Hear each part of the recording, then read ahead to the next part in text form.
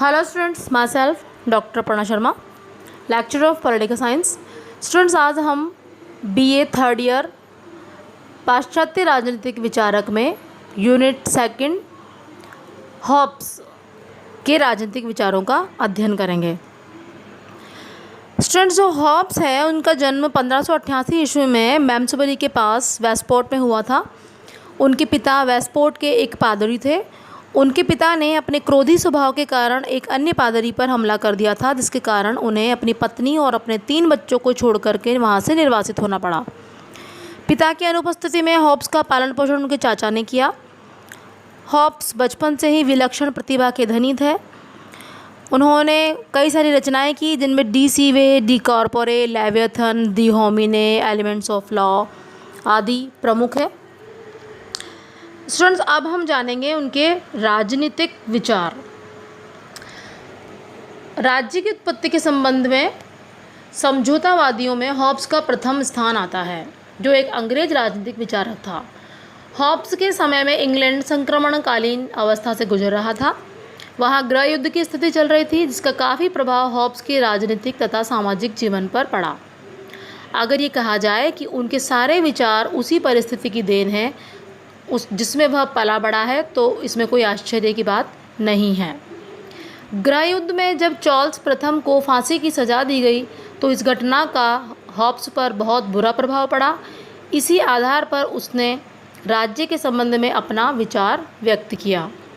Hobbs ने प्राकृतिक अवस्था का वर्णन करते हुए मानव प्रवृत्ति का नकारात्मक वर्णन किया है तथा एक ऐसे शासनधारी की स्थापना की जो अपने जीवन की सुरक्षा के साथ साथ मूर्ख, अज्ञानी तथा स्वार्थी जनता को भी प्रतिबंधित कर सके और शासन को एक स्थायित्व दे सके।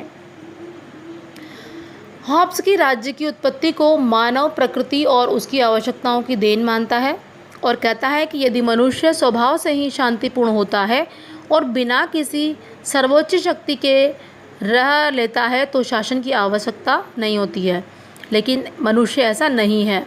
वह अपनी भावनाओं और अपने संवेगों को नियंत्रण में नहीं रख सकता है। उसकी स्वार्थी वृत्तियों संघर्ष के बीज बोती है। अतः स्वभावतः एक ऐसे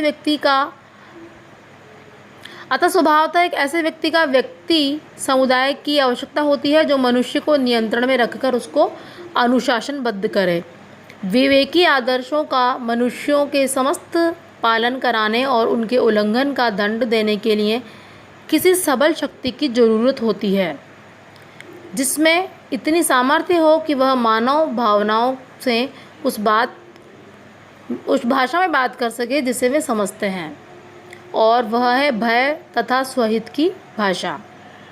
स्टूडेंट, इसका मतलब ये है कि हॉब्स एक ऐसी शासन व्यवस्था की स्थापना करना चाहता था जिसमें सभी लोग अपने सारे अधिकार किसी एक व्यक्ति को सौंप दे और वो एक अमूक शक्ति सारे राज्य के ऊपर शासन करे।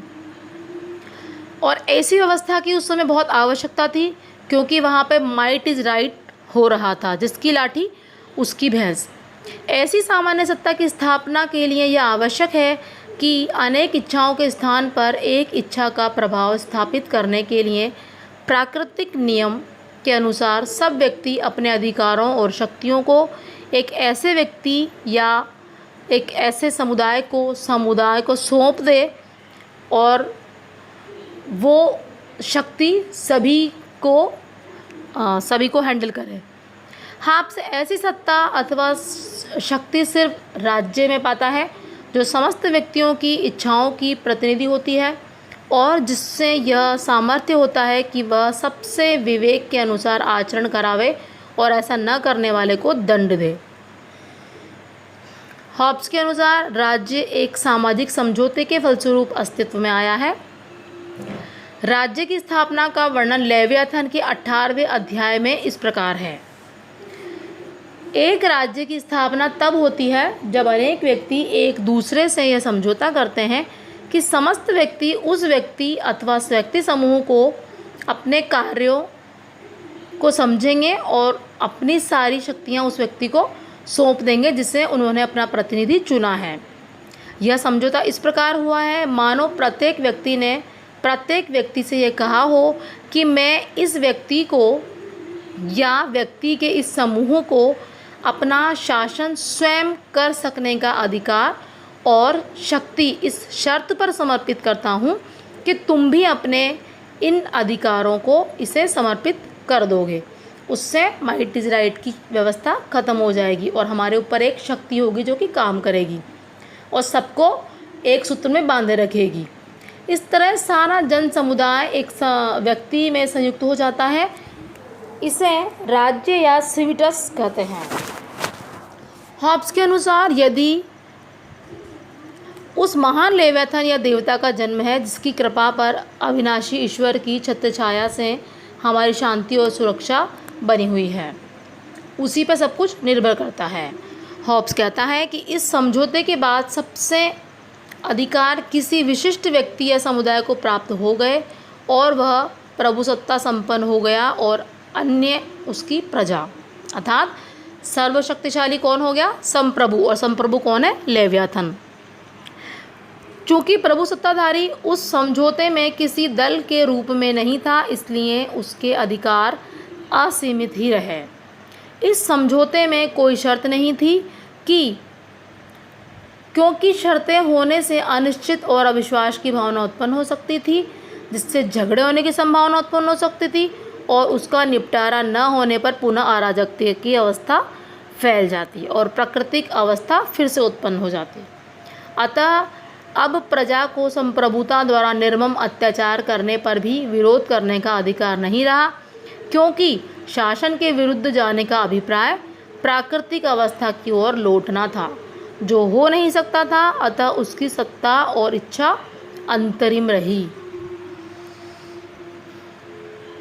समझौते की विशेषताएं और प्रभुसत्ता का स्वरूप। हॉब्स के समझौते की विशेषताओं को हम निम्न प्रकार से देख सकते हैं। समझौते के भागीदार किसी प्रकार के दल या संस्था नहीं हैं। वे प्राकृतिक अवस्था में रहते हुए वे व्यक्ति हैं जो समाज तथा प्राकृतिक अधिकारों का उपभोग कर रहे हैं। यह संविदा किसी प्रवर और अवर के बीच अथवा एक प्रभुसत्ता संपन्न शासक के बीच की संविदा नहीं है। वह समकक्ष व्यक्तियों के बीच का एक समझौता है जिसे वे अपनी स्वतंत्र संकल्प शक्ति से करते हैं। मतलब एक व्यक्ति इस आधार पर अपनी सारी शक्तियाँ अमुक अर्थात लेवियाथन को देगा कि मैं भी अपनी सारी शक्तियाँ दे रहा हूँ और तुम्हें भी अपनी सारी शक्तियाँ लेवियाथन को देनी हैं। वह एक ऐसी संविदा है जो विवेकपूर्ण परिकलन का परिणाम है, भय का नहीं। राज्य का प्रभुसत्ता संपन्न अधिकारी समझौते की कृत्रिम सृष्टि है। प्रभुसत्ता संपन्न अधिकारी की सृष्टि ही है जो सभ्य राजनीतिक समाज और प्रकृति की आदिम अवस्था के बीच भेद करती है। वास्तव में समाज राज्य का परिणाम है और राज्य प्रभुसत्ता संपन्न सरकार का परिणाम है जो समझौते के आधार पर सामने आती है। समाज तथा सामाजिक राजनीतिक समाज का उसी रूप में लेवियाथन से भिन्न कोई अस्तित्व नहीं है। हॉब्स के अनुसार राज्य और समाज में तथा सरकार और राज्य में भी अंतर नहीं है। समझौते के किसी पक्ष के रूप में सम्मिलित न होने से प्रभुसत्ता की शक्ति असीमित और उसके अधिकार निरंकुश है। प्रभुसत्ता किसी शर्त के साथ नहीं सौंपी गई है। प्रभुसत्ताधारी ऐसा कोई इकरार नहीं करता कि वह अपनी शक्ति का उपयोग लोगों की इच्छा के अनुसार या उनकी सहमति से करेगा। अतः यदि वह निरंकुश आचरण करता है तो भी उसे कोई दोष नहीं दिया जा सकता है। प्रभुसत्ता ही विधियों का स्रोत है। नियम या विधि उसका आदेश है।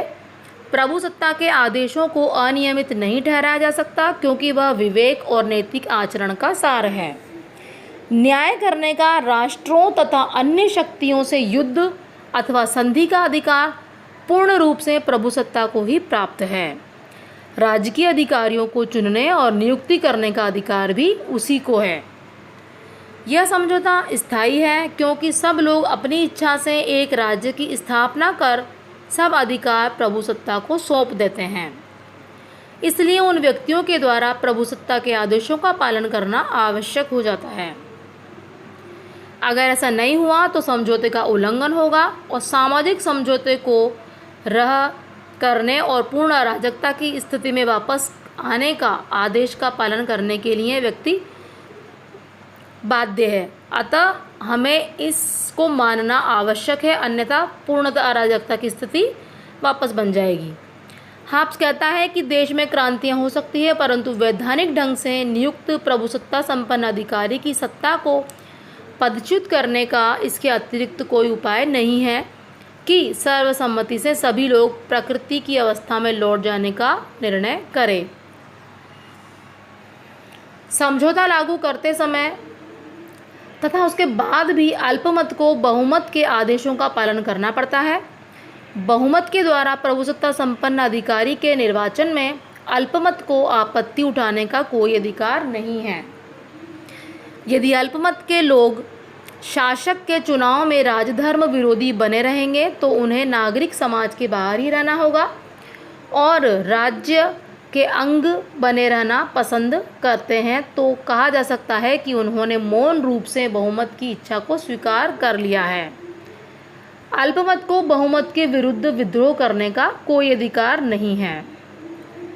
नेक्स्ट है, हॉब्स के सामाजिक समझौते के अनुसार प्रभुसत्ता संपन्न एक व्यक्ति, दो व्यक्ति या अनेक व्यक्ति भी हो सकते हैं, परंतु हॉब्स एक व्यक्ति के शासन को ही पसंद करता है।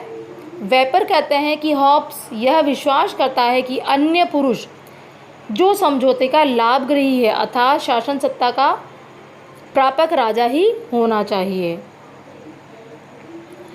अब हम इसकी आलोचना करते हैं। आलोचनाओं में आ सकता है कि यद्यपि हॉब्स का सामाजिक समझौते का सिद्धांत सबसे विलक्षण है जिसमें उस स्थिति की परिस्थिति की कल्पना की जा सकती है, तथापि वह आलोचनाओं से उन्मुक्त नहीं है।